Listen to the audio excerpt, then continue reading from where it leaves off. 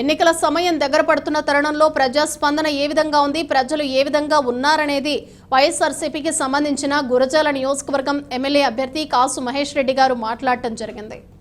ప్రస్తుతం మనతో పాటుగా గురజాల నియోజకవర్గానికి సంబంధించి గురజాల నియోజకవర్గ ఎమ్మెల్యే కాసు మహేష్ రెడ్డి గారు మనతో పాటుగా ఉన్నారు. ఎన్నికల ప్రచారం అయితే మొదలు పెట్టారు. మరి ఎన్నికల ప్రచారం ఎలా జరుగుతుంది ఏంటనేసి సార్తో మాట్లాడే ప్రయత్నం అయితే చేద్దాం.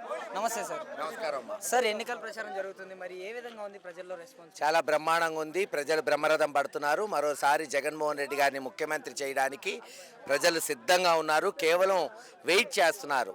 ఒక్క 13 రోజుల్లో ఓటేయాలా, ఓటేసి వాళ్ళ బిడ్డ జగన్మోహన్ రెడ్డి గారిని మళ్ళీ ముఖ్యమంత్రి చేసుకోవాలా, వాళ్ళ సంక్షేమం కొనసాగించుకోవాలా, ఇంటికి పెన్షన్ రావాలా, గ్రామాల్లో రోడ్లు పూర్తి చేయాలా, ఇంటింటికి నీళ్లు తెచ్చుకోవాలనే ఒక మంచి దృక్పథంతో ముందుకు పోతున్నారు. సార్, మొన్న ఎరపతినేని గారు వాళ్ళ అబ్బాయి ఎన్నికల ప్రచారంలో ఒక ప్రెస్ వాళ్ళతో మాట్లాడుతూ కాసు మహేష్ రెడ్డికి నేను సవాల్ చేస్తున్నాను, 40 నుంచి 50 వేల మెజారిటీ ఎరపతినేని గారికి గురజాల్లో రాబోతుంది అనేసి మాట్లాడాడు కదా, దానికి మీరేం చెప్తారు?